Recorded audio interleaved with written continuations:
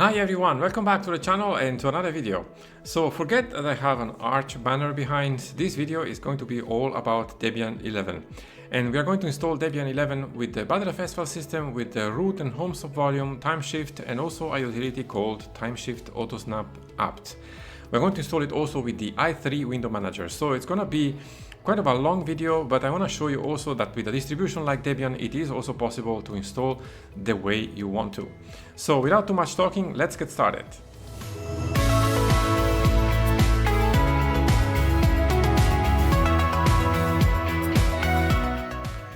So welcome everyone to a sort of a new kind of video today. Instead of installing Arch, we are installing Debian with the same structure that I would usually install on Arch, that is with the btrfs, two subvolumes, root and home, and timeshift-autosnap. Now, this installation is not going to be easy. It's not going to be really an easy process, and it's not really easier than installing on Arch, but I just wanted to show you that this is also possible to install this kind of installation on Debian. So Linux is Linux. Linux, you can mold Linux the way you want to, and the same goes also for Debian. Now, Debian, of course, comes already with some packages pre-installed. So what we are going to do here, we are going to just give it a structure for the file system and make a base install, which is already coming predefined by Debian. But then we are going to build basically on top of it i3, timeshift, and timeshift-autosnap.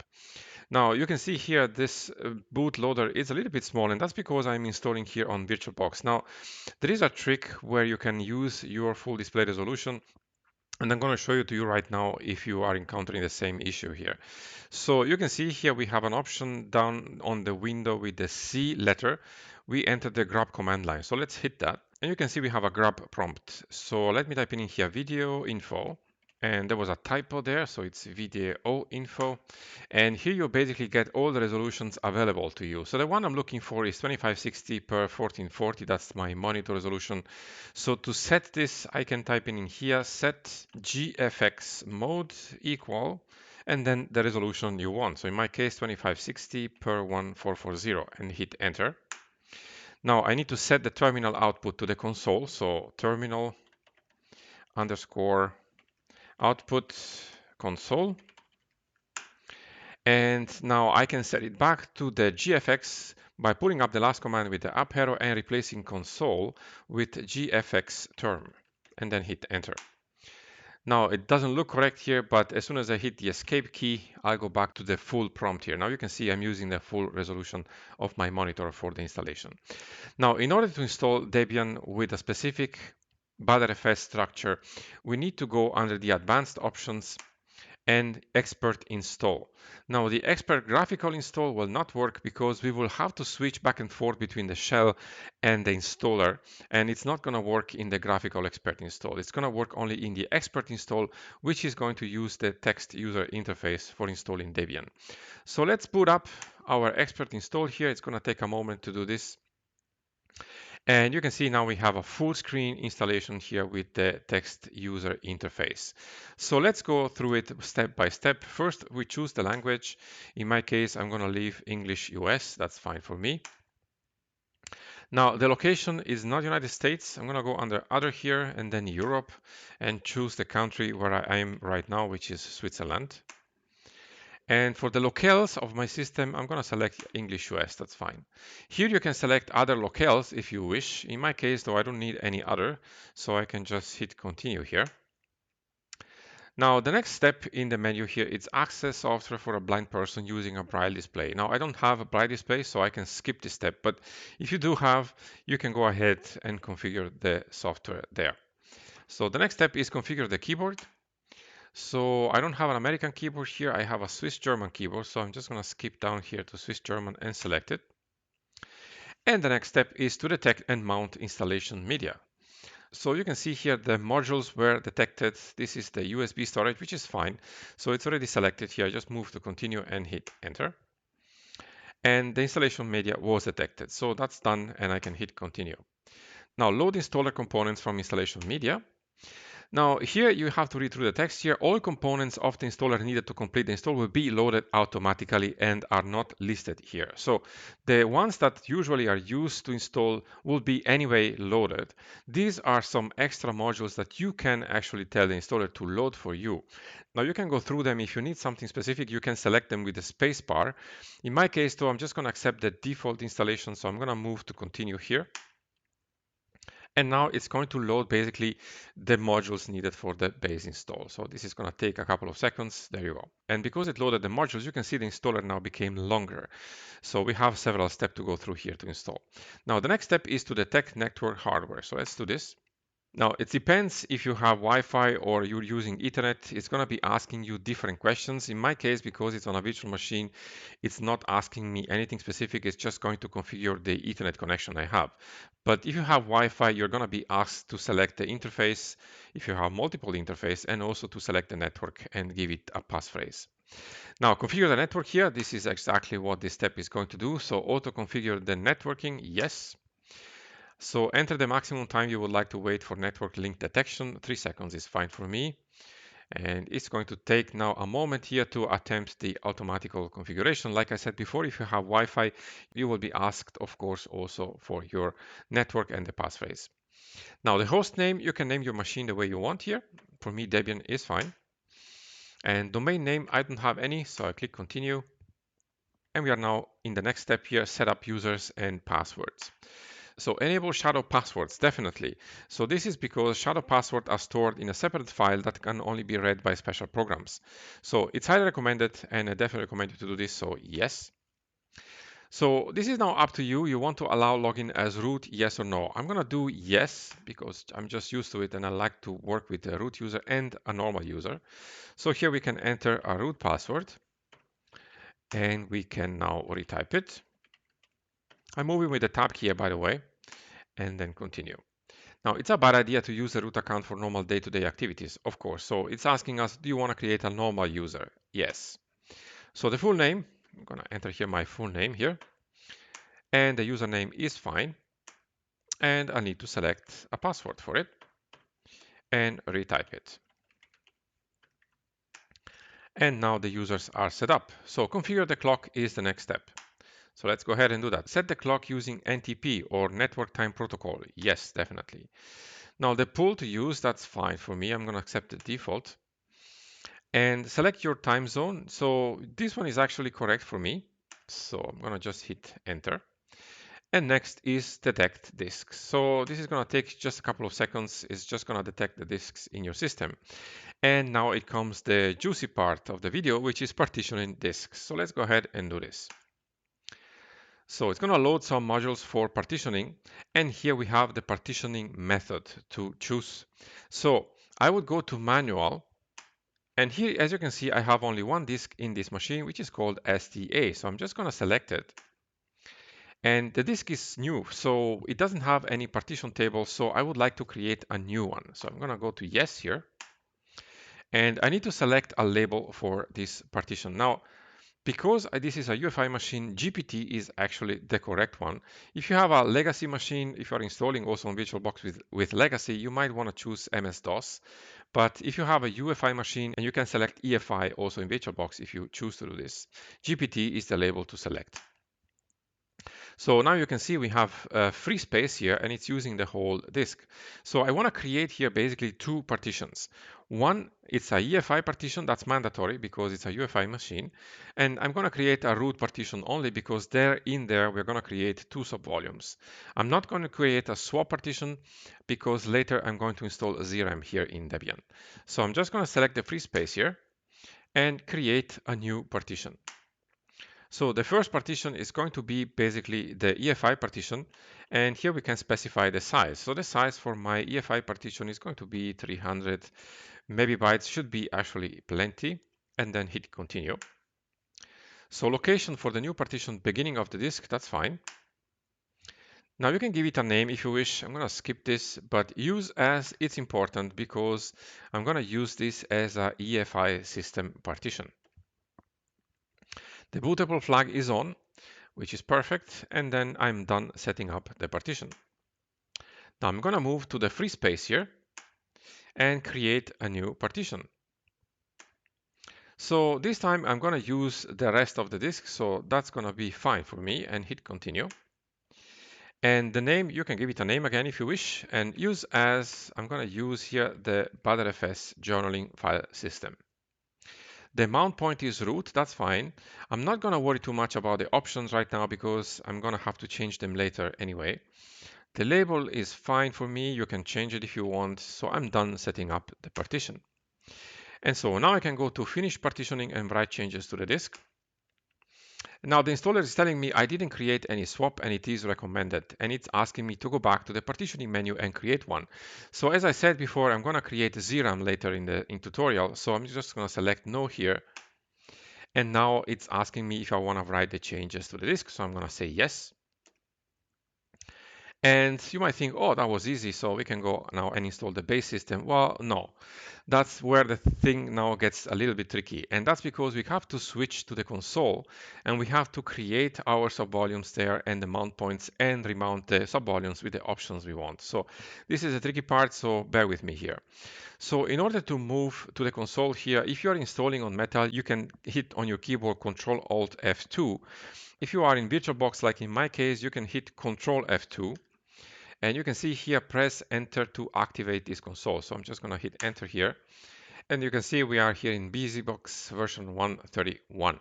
So let me type in here df-h because you can see basically how our disk is partitioned and where the mount points are. So you can see, for example, SDA2, it's mounted on /target. That's actually the directory where the installation is going to be done.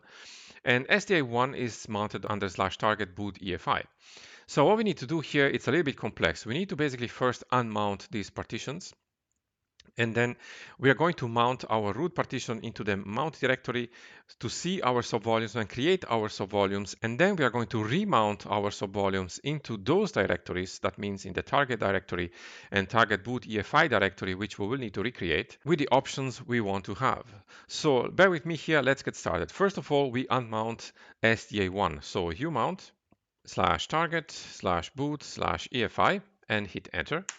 And we can now unmount also /target. So umount /target and hit enter. So if I type in here ls, you can see I have a list of directories here in the system. So what I want to do now, I want to mount basically SDA2 into the mnt directory, to the mount directory. And that's because that's the directory to work with if you're mounting something and you want to create, for example, like in my case, our subvolume. So I'm going to type in here mount /dev/sda2 on /mnt. So if I move now into the mnt directory, so cd/mnt, and if I type in ls here, you can see I have the one subvolume that this Debian installation is offering me. So it's called @rootfs.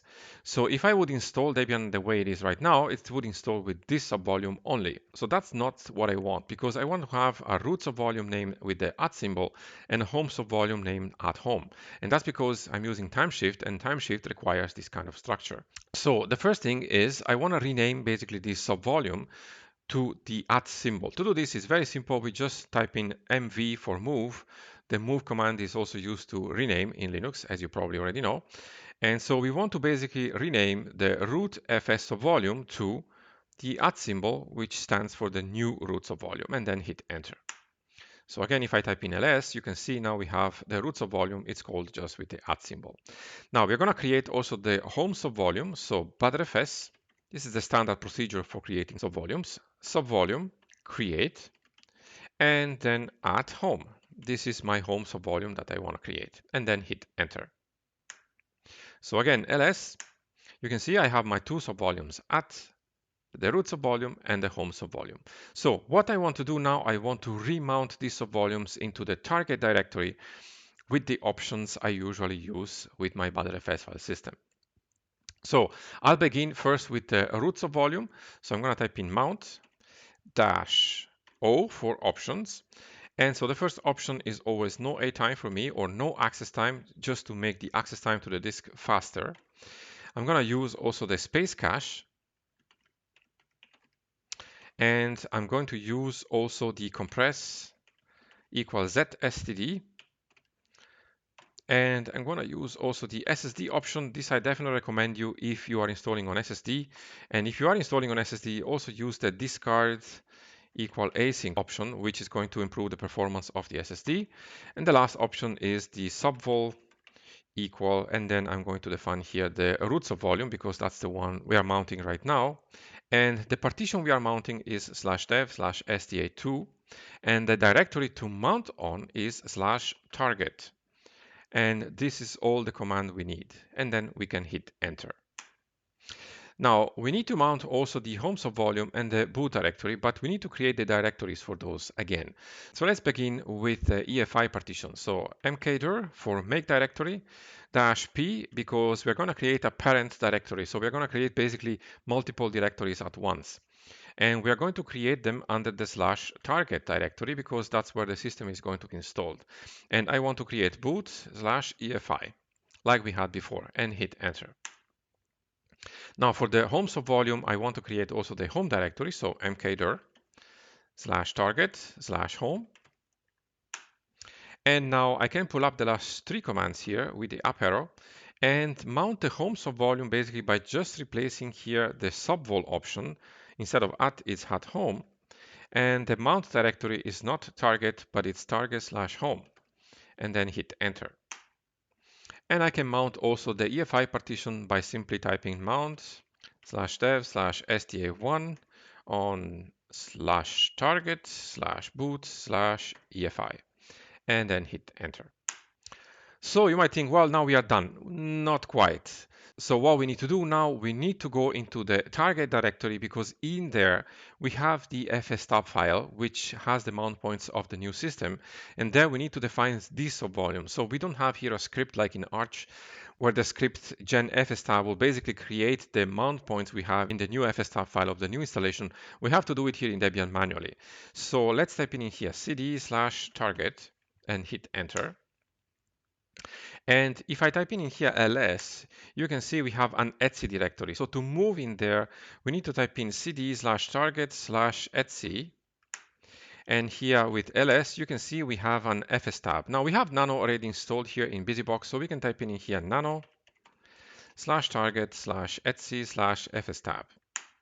So you can see here what happens. We have basically one line, which is the home subvolume, and the second line is the EFI partition. So what I'm going to do here, I'm going to change first the root subvolume. Now the mount point is correct. The file system is correct, but the options are not correct. I want to define the same options I used before. So defaults, I'm going to remove this. And I'm going to type in no A time. Again, the same options I used before. And also compress equal zstd, and we had also ssd and also discard equal async, and we have also the space cache. Now subvolume is correct, but the subvolume is not at rootfs, that's the old one. The subvolume we have is at. This is the root subvolume. So what we need to do now, we need to basically create another line for the home subvolume. So that means we will basically need to type in again everything because the UUID is the same also for the home subvolume. But we have another option here, and you can see down in the menus, we have Control K to cut and Control U to paste.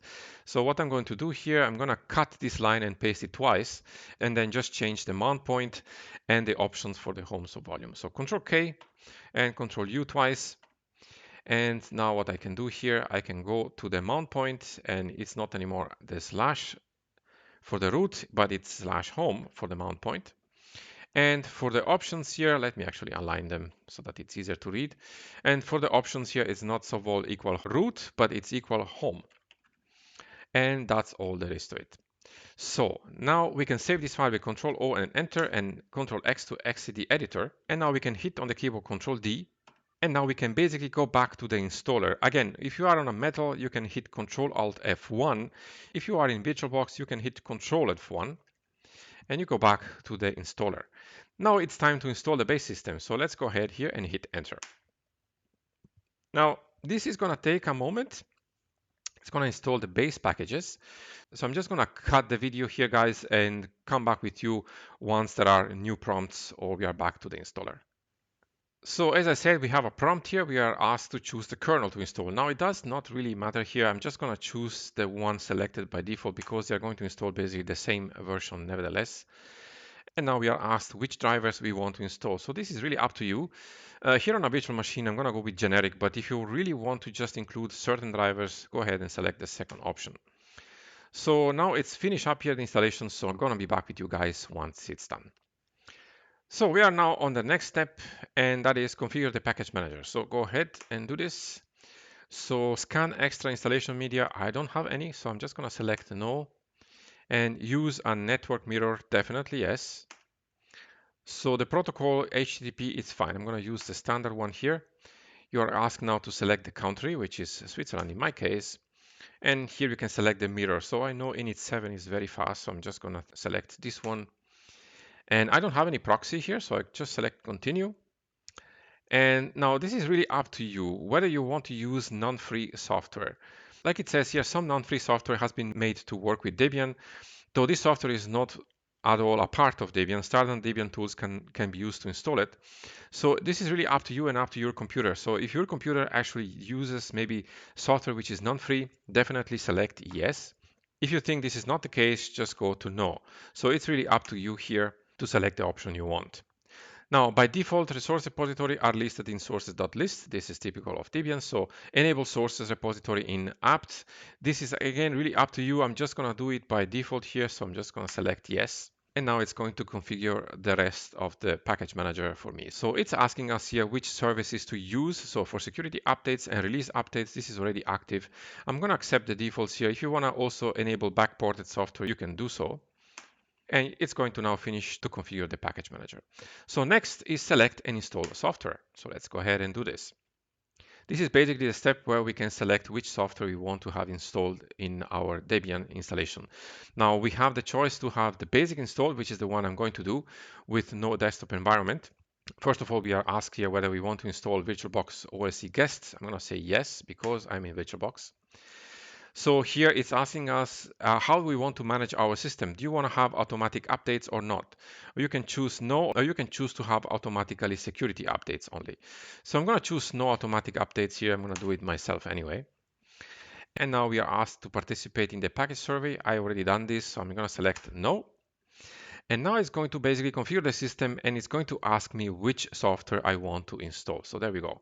So here you can select if you want to have the Debian desktop environment, which is basically GNOME, or any other desktop environment. I'm going to deselect here with the spacebar the first two, and I'm going to basically leave the standard system utilities.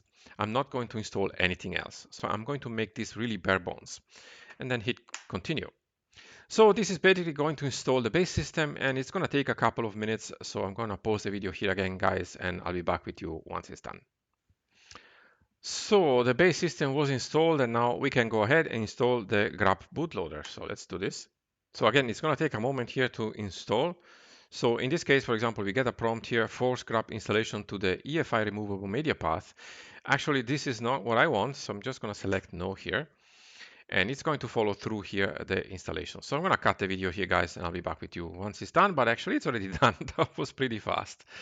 Okay, so let's go ahead here and finish the installation. So it's going to basically now create the users, the password, everything what we did until now. It's going to set them in the system, and then we can basically reboot our new Debian 11 install. So here we can set the clock to UTC. I'm going to say yes. And you can see now installation is complete. So it's time to boot into the new system. So let's hit continue. So let me here go full screen afterwards when I boot up the machine. So I'm going to hit the E key here in VirtualBox. I need to do this for the system to pick up the resolution. And I'm going to type in here in the Linux line video equal 2560 per 1440 and then boot with Control X.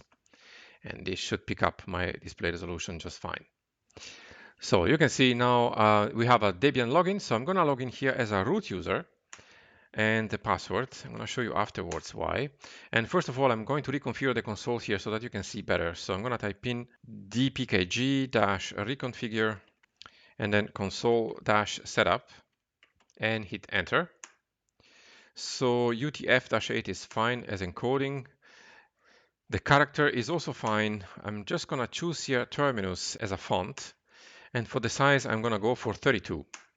It's easier to read. You can see here. It's much easier to read also for you guys. So the first thing here, I'm going to install the sudo package. apt update. I think I'm up to date anyway because the packages are fresh. And then apt install sudo. And that's because it's not installed yet, so I cannot use my username with sudo.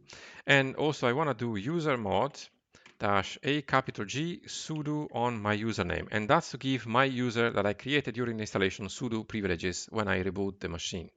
I'm going to edit also the grab file so that I don't have to add the video parameter every time. If you're installing on Metal, probably you can skip this step.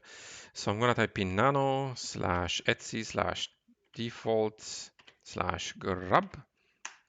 And here under the command line here, I'm going to basically add video equal 2560 per 1440 and close the quotes. Then Control O and enter and Control X. And I'm going to update the configuration by typing update -grub. And it's going to regenerate this. And let me reboot the machine now because I don't want to work with the root user the whole time.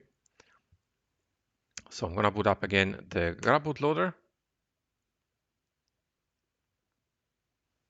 And this time I'm going to log in with my username and my password. And it helps a lot if I type in the password correctly, actually. There you go. So we are now in a new system. If I type in free-h, you can see we are using 71 megabytes of RAM. This is very good. Now we are going to install, of course, our window manager. But first of all, let me see if I can update my packages. Sudo apt update. And I need to authenticate. You can see now it's working fine. So let's go ahead now and install i3. So let's type in sudo apt install. Now I'm going to install in this video i3 because it is in the main repositories. If you want to install i3 gaps, you'll need to compile it from source.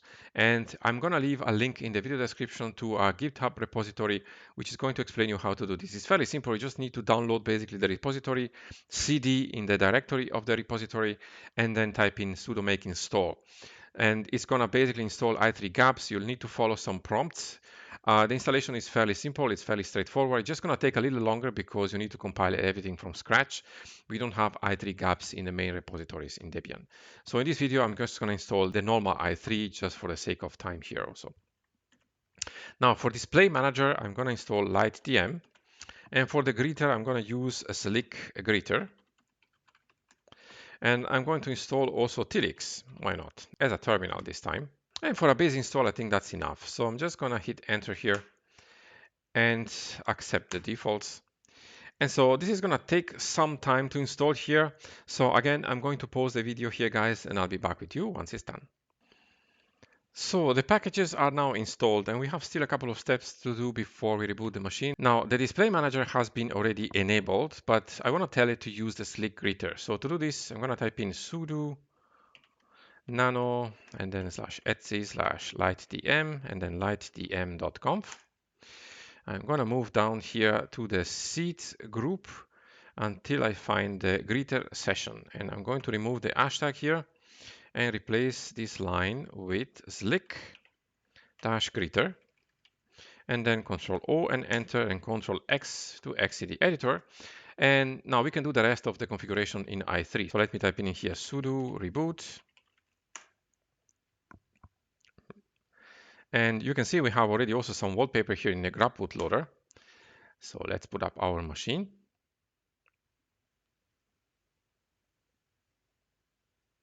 And you can see we have here our display manager. So my username and the password. And we are in i3. So enter to generate the configuration file and enter to accept the mod key. So if I hit mod D, which is the Windows key and the D key, you can see also D menu is working. So I can type in here tilix to pull up my tilix terminal. And I can increase the font size here so that you can see better. And I am blinded by this white color. So let me go here under preferences. This configuration issue is easily fixed here. You just go to default and as a command, you select run command as login shell. but I want to change here the appearance and the theme variant. I'm going to go to dark. And I can now close this and pull it up again. So what we need to install here still, it's timeshift and also the timeshift-autosnap apt. So let's begin with timeshift. So I'm going to type in sudo apt install and then timeshift. Enter my password here, and timeshift is going to take a moment to download and install. And this is already done. So we can configure timeshift here by typing in sudo timeshift-gtk. And so btrfs is already selected here, so we can click next. The disk I'm using SDA2, that's fine. You can select your schedule here and then click next. Queue groups is already enabled, so that's fine with me, and I can click finish. And here we have our timeshift. So we can create a snapshot, and the snapshot is now done. So we can close timeshift here. And now let's type in free-h. I just want to see how much memory we are using. We are using 183 megabytes of RAM. This is really good. So next, I want to also use the zram. So let's type in sudo apt install and then zram tools. And then hit enter. This is a small package. It's going to install in a moment. There you go. So we can configure also the zram here by editing the zswap file. To do this, we can type in sudo nano /etc/default /zram swap. And so I'm going to change the algorithm here because I don't want to use LZ4. I want to use ZSTD. So I'm going to change this to ZSTD. And the percentage of RAM to use for zram swap, it's not 50%. I'm going to use a little bit less. I'm going to use 25%. This is really up to you. You can change the way you want to here. And then Control O and enter and Control X. Now, when I reboot the machine, zram will be available to me. So let's install now also timeshift-autosnap apt. Now, this is actually not in the repository. We need to build this. So first of all, we need to install the dependencies that we need. So let's type in sudo apt install. So we need git and make. These are the two packages we need then to build basically the timeshift-autosnap apt. So timeshift-autosnap is basically an application which is going to create a snapshot when you are upgrading your system or when you are installing a new package in the system.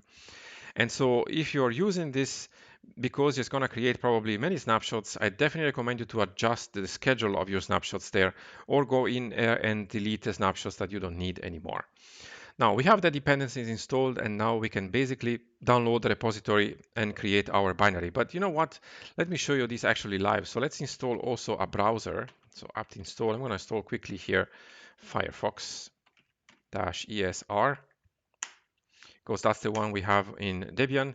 It's going to take a moment here to install the package because Firefox it's pretty big. So I'm going to cut the video here quickly, guys. So Firefox is now installed. So let me open this up with Firefox-ESR. And so I'm going to search here for timeshift-autosnap apt. And you're going to basically pick up the first line here. And so the dependencies are already installed as we just did. Timeshift is also already installed. And what we need to do, we basically need to copy this repository here. So I'm just going to copy the first command. And I'm going to paste it in the terminal. And I'm going to move now into the newly created directory. So cd timeshift-autosnap apt. And now type in sudo make install. Very simply. And that's now done. So as you can see here, we can also configure timeshift-autosnap here with several options in the configuration file, which is under this etc directory. So if you want to change this, go ahead and do this. I'm going to leave them as they are. Now I'm going to test this out by typing in this command here. I'm just going to copy it and paste it in. And you can see it's working just fine. Now, if I close now Firefox, I don't need this anymore. I'm going to leave the link to it in the video description below and type in again sudo timeshift-gtk.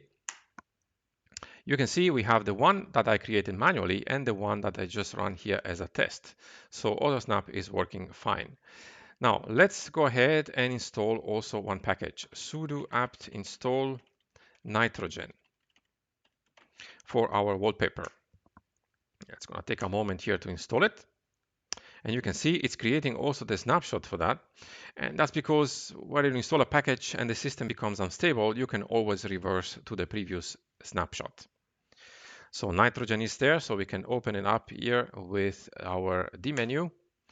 And I'm going to go to preferences here, add file system root, and then user, share.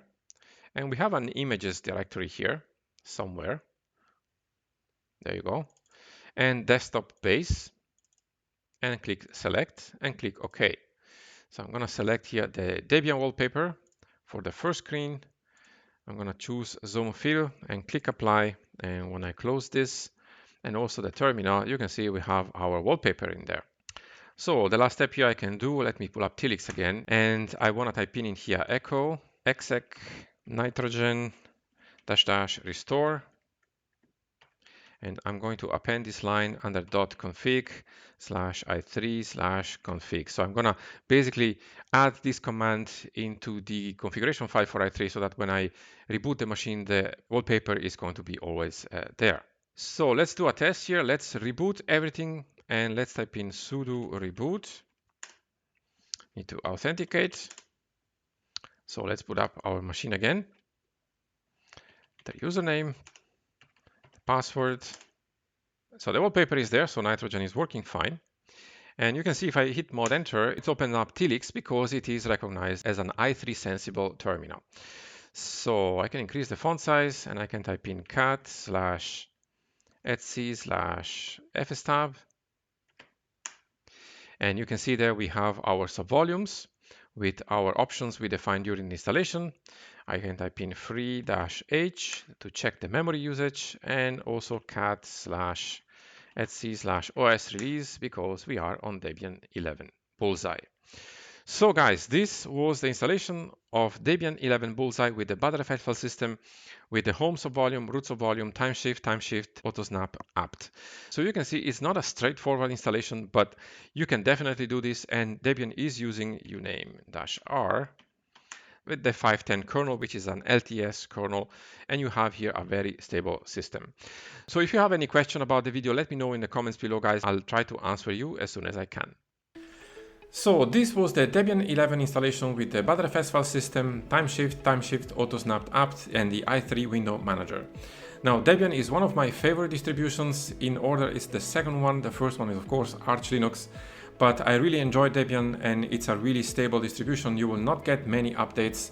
And if you want to have something stable which will work without too many updates, definitely Debian is one of the best distributions for that. Now, if you have any question about the video, let me know in the comments below. I will try to answer you as soon as I can. And thank you so much for watching the video, guys. If you haven't subscribed yet, please do so. This helps me a lot. And I will see you very soon in the next video.